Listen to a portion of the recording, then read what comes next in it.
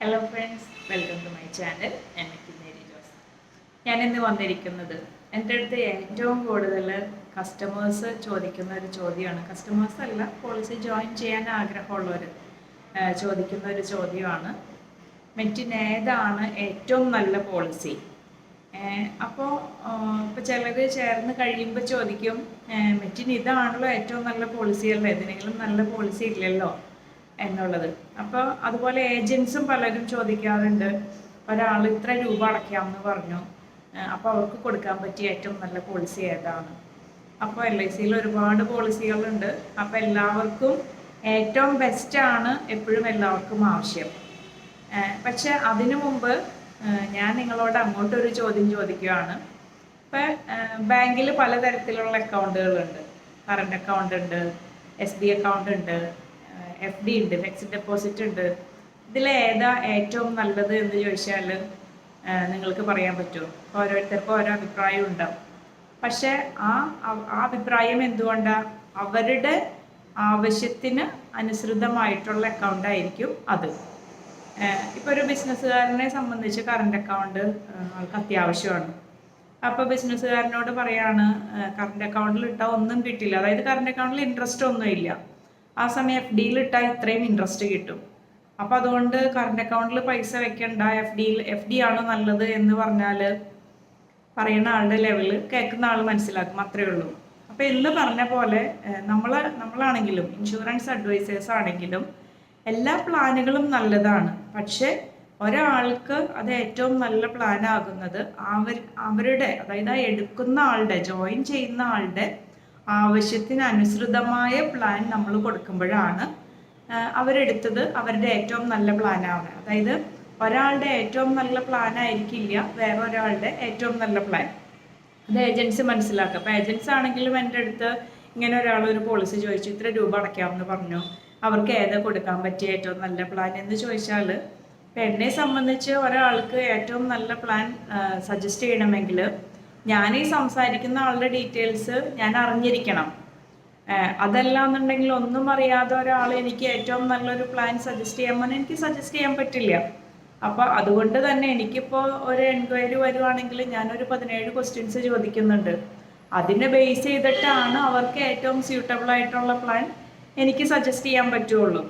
അപ്പോൾ നമ്മളെ ഏജൻസ് ആരെയാണെങ്കിലും ഏത് കസ്റ്റമറെ കാണുമ്പോഴും അവർക്ക് ആവശ്യങ്ങളുണ്ടാവും. അതായത് നമ്മളുടെ പോളിസികൾ എന്ന് പറഞ്ഞാൽ ഇത്ര എമൗണ്ട് അടച്ച് ഇത്ര എമൗണ്ട് കിട്ടുക, അതല്ല. അതായത് നമ്മൾ അഭിമുഖീകരിക്കേണ്ട പല പ്രശ്നങ്ങൾക്കും ഒരു സൊല്യൂഷനാണ് നമ്മളുടെ ഈ പോളിസികൾ. അപ്പോൾ ആ രീതിയിൽ നമ്മൾ കൊടുക്കുമ്പോഴാണ് അവർക്ക് ഏറ്റവും അത് ഉപകാരപ്രദമാവണേ. അപ്പോൾ അത് നമ്മളുടെ കസ്റ്റമേഴ്സിന് പറഞ്ഞു കൊടുക്കണമെങ്കിൽ നമ്മൾ അറിഞ്ഞിരിക്കണം ഏതൊക്കെ രീതിയിലുള്ള പോളിസികളുണ്ട്. അതുപോലെ ഞാൻ കാണുന്ന കസ്റ്റമറുടെ ആവശ്യങ്ങൾ എന്താണ്. അതായത് കസ്റ്റമർ ചിലപ്പോൾ അവരുടെ ആവശ്യങ്ങളെക്കുറിച്ച് അവർ അവെയർ ആയിരിക്കില്ല. അതായത് ഇപ്പോൾ ഒരാൾ ഒരു ഷോപ്പിൽ പോയി ഒരു സാധനം വാങ്ങിക്കുന്നത് എപ്പോഴാണ്? അത് അവർക്ക് ആവശ്യമെന്ന് തോന്നുമ്പോൾ. പക്ഷെ നമ്മളുടെ ഇൻഷുറൻസ് പോളിസിയിൽ പ്രൊഡക്റ്റുകൾ ഒരു സേവിങ്സ് എലമെൻ്റ് ഉണ്ട് അതിൽ, പ്ലസ് ഒരു ഇൻഷുറൻസ് കൂടി അതിലുണ്ട്. അതായത് ഇപ്പം ഞാൻ ഒരിക്കലും ചിന്തിക്കില്ല ഞാൻ മരിച്ചു കഴിഞ്ഞാൽ എൻ്റെ പിള്ളേർ എന്ത് ചെയ്യും, അല്ലെങ്കിൽ എൻ്റെ ഫാമിലി എന്ത് ചെയ്യും എന്ന് ചിന്തിക്കുന്നവർ വളരെ കുറവായിരിക്കും. പക്ഷേ നമ്മൾ ഏജൻസി മനസ്സിലാക്കേണ്ട ഒരു കാര്യം, ഒരാളുടെ ജീവിതത്തിൽ ഉറപ്പുള്ള 2 സംഭവങ്ങളാണ് ജനിച്ചാൽ ജനനം, മരണം. ജനിച്ചാൽ എന്തായാലും മരണമുണ്ട്. പക്ഷെ ആ മരണം ആളുടെ ഏണിംഗ് ടൈമിൽ, ആൾക്ക് ഡിപ്പെൻഡൻസ് ഉള്ള സമയത്ത് ആളുടെ ഏണിംഗ് ടൈമിലാണ് സംഭവിക്കുന്നത് എങ്കിൽ ആ ഫാമിലിയിൽ മറ്റുള്ളവർ വേറെ ആളുടെ മുമ്പിൽ ചെന്ന് കൈ നീട്ടി നിൽക്കാൻ ഒരു കുടുംബനാഥനും ആഗ്രഹിക്കില്ല. പക്ഷെ അവിടെ അങ്ങനെ ഒരു ആവശ്യമുണ്ടെന്ന് അവർ ചിന്തിക്കില്ല. ഇപ്പോൾ ഒരു ഫാമിലിയിൽ ഒരാൾ മാത്രം വർക്കിംഗ് ഉള്ളൂ, അല്ലെങ്കിൽ 2 ആൾ വർക്കിംഗ് ആണ്, ഹസ്ബൻഡ് വൈഫ് രണ്ടുപേരും വർക്കിംഗ് ആണ്. 2 പേരും വർക്കിംഗ് ആണെന്നുണ്ടെങ്കിൽ ആ ഫാമിലിയിൽ ഒരാൾക്ക് എന്തെങ്കിലും സംഭവിച്ചാൽ മറ്റേയാൾക്കും ഒരു ഏണിംഗ് ഉണ്ട്. പക്ഷേ ഒരാൾ മാത്രമേ വർക്കിംഗ് ഉള്ളൂ എങ്കിൽ അവർക്ക് ഇൻഷുറൻസ് ഇല്ല എങ്കിൽ എന്തെങ്കിലും, അതായത് ഇപ്പോൾ ഒരു റിസ്ക് സംഭവിച്ചാൽ, അതായത് ആൾക്ക് എന്തെങ്കിലും സംഭവിച്ചാൽ അവരുടെ ഫാമിലിക്ക് അപ്പോഴും കണ്ടിന്യൂ ചെയ്യണം. അപ്പം നല്ല സാലറി ഉള്ള ആളാണ്, നല്ല ഇൻകം ഉള്ള ആളാണെങ്കിൽ ആ രീതിയിലായിരിക്കും അവരുടെ ലൈഫ് സ്റ്റൈൽ പോകുന്നത്. പെട്ടെന്നൊരു ദിവസം ആ ഇൻകം അങ്ങോട്ട് നിന്നാൽ പലരും പോളിസി ചേരാനായിട്ട് ചെല്ലുമ്പോൾ പറയുന്ന പല കാര്യങ്ങളുണ്ടാവാം. അവർക്ക് ലോൺ ഉണ്ട്, കുട്ടികളുടെ എഡ്യൂക്കേഷൻ ഇത്രയും ഫീസ് വരണം, EMI അടഞ്ഞു പോകുന്നുണ്ട്, വണ്ടിയുടെ ലോൺ, വീടിൻ്റെ ലോൺ, അങ്ങനെ പല കാര്യങ്ങളൊക്കെ പറയാം. പക്ഷെ നമ്മൾ മനസ്സിലാക്കേണ്ട ഒരു കാര്യം ഇതാണ്, ഇതെല്ലാം പോകുന്നത് ഒരു സോഴ്സിൽ നിന്നാണ്. ഇപ്പോൾ ഒരാൾ വർക്കിംഗ് ആണെങ്കിൽ ആളുടെ ഇതിൽ നിന്നായിരിക്കും പോകുന്നത്, രണ്ടുപേരും വർക്കിംഗ് ആണെങ്കിൽ രണ്ടുപേരുടെ ഇതിൽ നിന്നായിരിക്കും പോകുന്നത്. ആ സോഴ്സ് അവിടെ ഇല്ലാതായാലും നമ്മളുടെ ഈ എക്സ്പെൻസ് ഒന്നും നിൽക്കുന്നില്ല. അപ്പോൾ അത് ചിലർക്ക് അവരുടെ ആവശ്യം അവർക്ക് തന്നെ അറിയാം. അപ്പോൾ ചിലരൊക്കെ കറക്റ്റ് പറയും, മെറ്റിൻ്റെ എനിക്ക് ഇത്ര എമൗണ്ട് വെച്ച് മാറ്റി വെച്ചിട്ട് എനിക്ക് ഇത്രാമത്തെ വയസ്സിൽ, അതായത് ചിലപ്പോൾ കുട്ടികളുടെ എഡ്യൂക്കേഷൻ ആയിരിക്കാം, കുട്ടികളുടെ മാരേജ് ആയിരിക്കാം, അവരുടെ ആ ഒരു ഹയർ എഡ്യൂക്കേഷൻ്റെ സമയമായിരിക്കും. ചിലർ ഈ വർഷം ഇത്രാമത്തെ വർഷത്തിൽ ഇത്ര എമൗണ്ട് കിട്ടാനായിട്ട്, ഇല്ലെങ്കിൽ മെറ്റിന് എനിക്ക് ഇന്ന വയസ്സ് മുതൽ ഇത്ര എമൗണ്ട് പെൻഷൻ കിട്ടാനായിട്ട് ഞാൻ എത്ര ഇൻവെസ്റ്റ് ചെയ്യണം. ചിലർക്ക് ഓൾറെഡി അറിയാം അവരുടെ ആവശ്യം എന്താണെന്ന് അവർക്കറിയാം. പക്ഷെ അങ്ങനെ അറിയാത്ത ഒരാളുടെ അടുത്താണ് നമ്മൾ പോകുന്നതെങ്കിൽ നമ്മൾ ഐഡൻറ്റിഫൈ ചെയ്യണം അവരുടെ നീഡ് എന്താണെന്നുള്ളത്. അവരുടെ ആ നീഡ് സാറ്റിസ്ഫൈ ചെയ്യണ പ്രൊഡക്റ്റ് ആയിരിക്കണം അവർക്ക് നമ്മൾ സജസ്റ്റ് ചെയ്യേണ്ടത്. അതായത് ഇപ്പം നമ്മുടെ LICയിലാണെങ്കിൽ ഗ്യാരണ്ടീഡ് റിട്ടേൺസ് ഉള്ള പ്രൊഡക്റ്റുകളുണ്ട്. അതിലാണെങ്കിൽ നമ്മൾ എത്രയാണോ ഗ്യാരണ്ടി പറയുന്നത് അതിൽ ₹1 പോലും അങ്ങോട്ടും ഇങ്ങോട്ടും മാറില്ല. ചിലർക്ക് അതായിരിക്കാം താല്പര്യം, ചിലർക്ക് നമ്മുടെ ബോണസ് ഉള്ള പ്രൊഡക്റ്റുകളായിരിക്കാം. ഇപ്പോൾ ചില പ്രൊഡക്റ്റുകളിൽ ഇപ്പോൾ ജീവൻ ഉത്സവിലൊക്കെ ആണെങ്കിൽ നമ്മൾ എന്തെല്ലാം പറയുന്നുണ്ടോ അതെല്ലാം ഗ്യാരണ്ടീഡാണ്, ₹1 പോലും വ്യത്യാസം വരുന്നില്ല. ജീവൻ ഉമങ്ങിലാണെങ്കിൽ സർവൈവൽ ബെനിഫിറ്റ് ഗ്യാരണ്ടീഡാണ്, പ്ലസ് നമ്മൾക്ക് അതിൽ ആ ഒരു ഇൻഷുറൻസ് കവറേജിൻ്റെ കൂടെ ബോണസും കൂടി ആഡ് ചെയ്ത് വരുന്നുണ്ട്. അപ്പോൾ ബോണസിലും പാർട്ടിസിപ്പേഷൻ ഉണ്ട്, എന്നാൽ ഗ്യാരണ്ടീഡ് റിട്ടേൺസും ഉണ്ട്. അതേസമയം ഇപ്പോൾ യൂലിപ്പ് പ്ലാനുകളാണെങ്കിൽ, യൂലിപ്പാണെങ്കിൽ മാർക്കറ്റ് റിലേറ്റഡ് ആണ്, അതിൽ കുറച്ച് റിസ്ക് ഉണ്ട്, പക്ഷെ റിട്ടേൺ കൂടുതൽ കിട്ടാനുള്ള ചാൻസ് ഉണ്ട്. അപ്പോൾ ചിലരെ സംബന്ധിച്ച് ആ ചാൻസ് എടുത്താലും റിട്ടേൺ കൂടുതൽ കിട്ടുന്നതിൽ അവർ ഹാപ്പി ആയിരിക്കും. ഇപ്പോൾ ലോങ് ടൈമിലേക്കൊക്കെ ആണെങ്കിലും യൂലിപ്പാണെങ്കിലും ബെനിഫിറ്റ് ആണ്. പക്ഷെ ഈ യൂലിപ്പ് കൊടുക്കുമ്പോഴാണെങ്കിലും നമ്മളത് പറഞ്ഞ് മനസ്സിലാക്കി കൊടുക്കണം.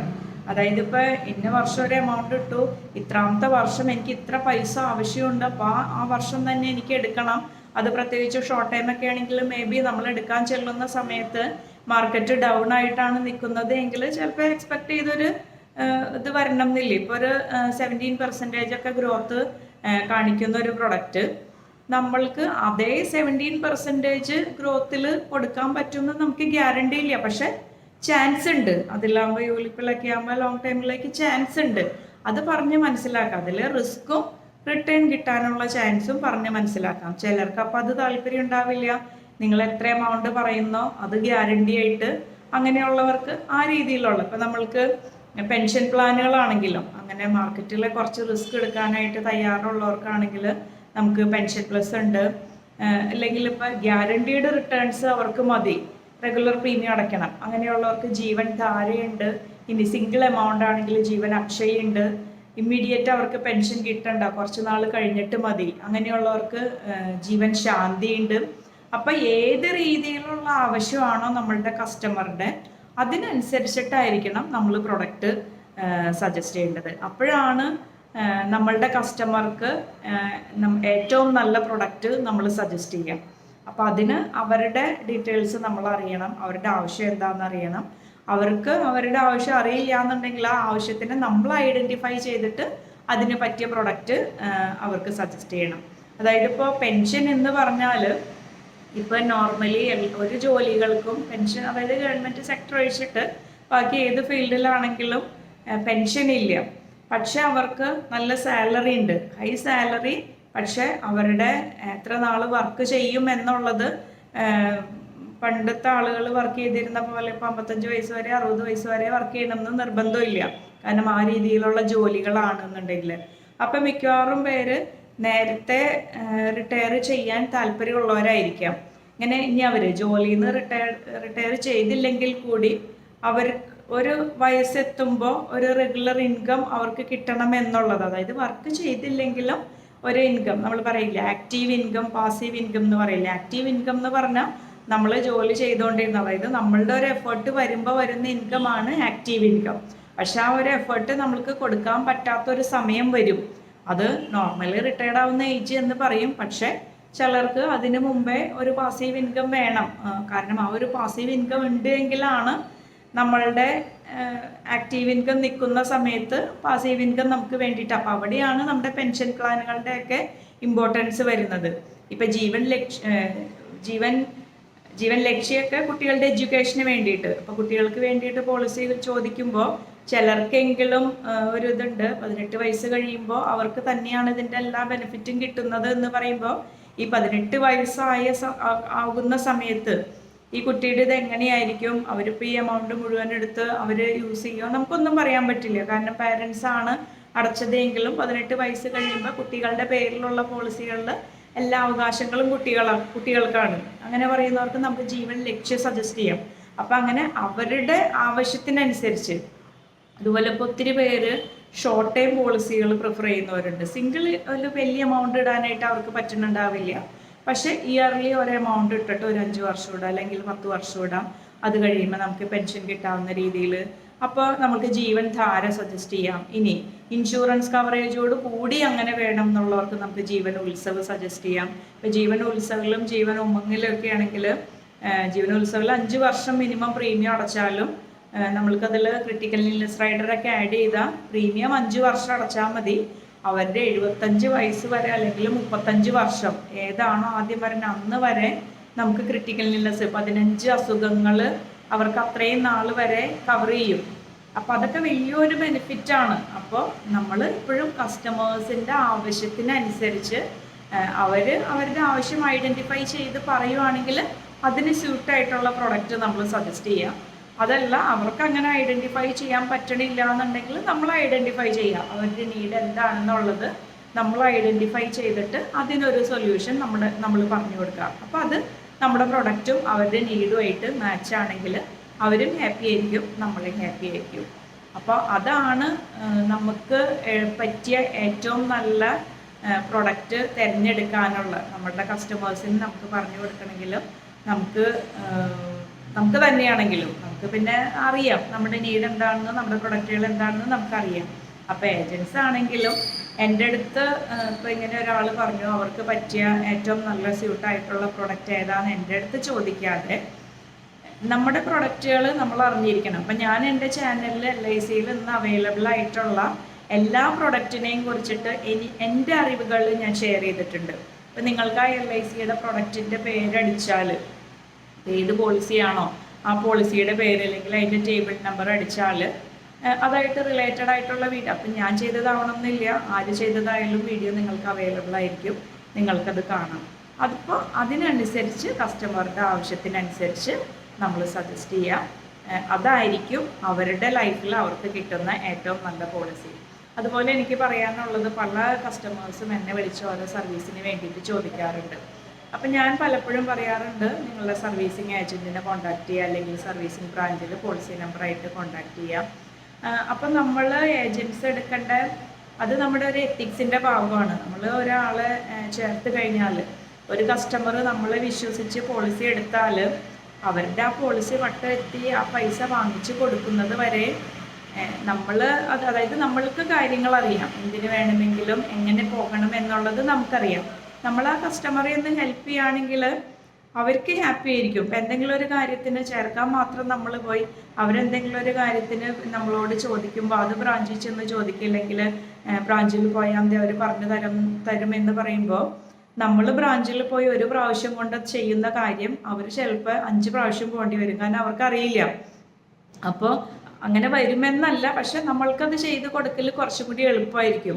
അപ്പം ഞാനാണെങ്കിലും പല സ്ഥലത്തും ചെല്ലുമ്പോൾ പലരും പറയാറുള്ളൊരു കാര്യമാണ്, ചേർക്കാനായിട്ട് നിങ്ങൾ വരും, പിന്നെ ഒരു കാര്യത്തിന് വിളിച്ചാൽ നിങ്ങൾ ഉണ്ടാവില്ല എന്ന്. അപ്പം ഞാൻ അതിനെയൊക്കെ, അതായത് ഞാൻ ഒരുപാട് പോളിസികളൊന്നും ചേർക്കുന്നില്ല. ഇപ്പം എൻ്റെ യൂട്യൂബ് വീഡിയോ കണ്ടിട്ടാണെങ്കിലും എനിക്ക് എൻക്വയറി വരുമ്പോൾ ഞാൻ പറയാറുണ്ട്, ഞാനൊരു 17 ക്വസ്റ്റ്യൻസ് അയക്കാറുണ്ട്. ഞാൻ കൺസൾട്ടേഷൻ ഫീ 1000 രൂപ കൺസൾട്ടേഷൻ ഫീ വാങ്ങിക്കുന്നുണ്ട്. ഈ ഫീസ് പേ ചെയ്യണവർ മാത്രമായിട്ടാണ് ഞാൻ സംസാരിക്കാറുള്ളൂ. വേറെ ഒന്നുകൊണ്ടല്ല, നമ്മളെ ആവശ്യമുള്ളവർക്ക് നമ്മൾ അവൈലബിൾ ആയാൽ മതി. എനിക്ക് വരുന്ന എല്ലാ എൻക്വയറിയും എനിക്ക് അറ്റൻഡ് ചെയ്യാനോ അതിനൊരു പരിഹാരം എനിക്ക് പറഞ്ഞു കൊടുക്കാനോ എനിക്ക് അതിനുള്ള സമയമില്ല. അപ്പോൾ നമ്മളുടെ കസ്റ്റമറുടെ കാര്യം നോക്കേണ്ടത് നമ്മളുടെ ഡ്യൂട്ടിയാണ്. അപ്പോൾ ആ ഒരു ഇതിൽ നമ്മളെല്ലാവരും ചെയ്താൽ കസ്റ്റമേഴ്സും സാറ്റിസ്ഫൈഡ് ആയിരിക്കും. ഇപ്പം ഞാൻ എൻ്റെ കസ്റ്റമേഴ്സിൻ്റെ കാര്യം, കസ്റ്റമേഴ്സ് അല്ലാത്തവരുടെ കയ്യിൽ നിന്നാണ് ഞാൻ ഈ കൺസൾട്ടേഷൻ ഫീ വാങ്ങിക്കുന്നത്. ഇനി അത് വാങ്ങിച്ചാലും എൻ്റെ കയ്യിൽ നിന്നാണ് പോളിസി എടുക്കുന്നതെങ്കിൽ ഞാനത് റീഫണ്ട് ചെയ്യും. കാരണം എൻ്റെ കസ്റ്റമർ ഒരിക്കലും എനിക്ക് കൺസൾട്ടേഷൻ ഫീ തരേണ്ട ആവശ്യമില്ല. പക്ഷേ ഒരു എൻക്വയറി വരുമ്പോൾ അവരെൻ്റെ അടുത്ത് പോളിസി എടുക്കോ ഇല്ലയോ എന്നുള്ളത് എനിക്കറിയില്ല. അപ്പോൾ അതുകൊണ്ടാണ് ഞാൻ ഈ 17 ക്വസ്റ്റ്യൻസ് ചോദിക്കുന്നതും കൺസൾട്ടേഷൻ ഫീ വാങ്ങിക്കുന്നതും. കാരണം അങ്ങനെ വെക്കുമ്പോൾ ആവശ്യമുള്ളവർ മാത്രമാണ് എൻ്റെ അടുത്തേക്ക് എത്തുന്നുള്ളൂ. അതും അവരെൻ്റെ അടുത്ത് നിന്ന് പോളിസി ജോയിൻ ചെയ്യുവാണെങ്കിൽ ഞാനത് റീഫണ്ട് ചെയ്യും. അപ്പോൾ ഏജൻസ് ആണെങ്കിലും എൻ്റെ വീഡിയോകൾ നിങ്ങൾ ഷെയർ ചെയ്യാറുണ്ട്, പലരും എന്നെ കാണുമ്പോൾ പറയാറുണ്ട്. അപ്പോൾ അത് ഷെയർ ചെയ്താലും പിന്നീടുള്ള അവരുടെ സംശയങ്ങൾ നമ്മൾ സ്വയം പഠിച്ച് അവർക്കൊന്ന് പറഞ്ഞു കൊടുക്കാനായിട്ട് ശ്രമിക്കുക. ഒരു വീഡിയോ അയച്ചതോടുകൂടി നമ്മുടെ എല്ലാ ഡ്യൂട്ടികളും കഴിഞ്ഞു, അങ്ങനെയല്ല. നമ്മളും പഠിക്കുക. കാരണം അവർക്കൊരാവശ്യം വരുന്ന സമയത്ത് നമ്മൾക്ക് ഹെൽപ്പ് ചെയ്യണമെങ്കിൽ നമുക്ക് കാര്യങ്ങൾ അറിഞ്ഞിരിക്കണം. അപ്പോൾ ആ രീതിയിൽ കസ്റ്റമേഴ്സിന് ആവശ്യമുള്ള പ്രൊഡക്റ്റുകൾ നമ്മൾ സജസ്റ്റ് ചെയ്ത് അവരുടെ നീഡ് സാറ്റിസ്ഫൈ ചെയ്യുന്ന രീതിയിൽ നമ്മൾ സജസ്റ്റ് ചെയ്യാം. അപ്പം നമ്മൾ പ്രൊഡക്റ്റുകളെല്ലാം പഠിച്ച് സ്മൂത്തായിട്ട് കാര്യങ്ങൾ നടത്തുക. അപ്പം എല്ലാവർക്കും നല്ല ഭാവി ആശംസിക്കുന്നു. എല്ലാവർക്കും നിങ്ങൾക്ക് ഇഷ്ടപ്പെട്ട നിങ്ങളുടെ ആവശ്യത്തിനനുസരിച്ച പ്രൊഡക്റ്റുകൾ തന്നെ കിട്ടട്ടെ. അപ്പോൾ വീഡിയോ ഇഷ്ടമായെങ്കിൽ ലൈക്ക് ചെയ്യുക, ഷെയർ ചെയ്യുക, സബ്സ്ക്രൈബ് ചെയ്യുക. അടുത്തൊരു വീഡിയോ ആയിട്ട് വരുന്നത് വരെ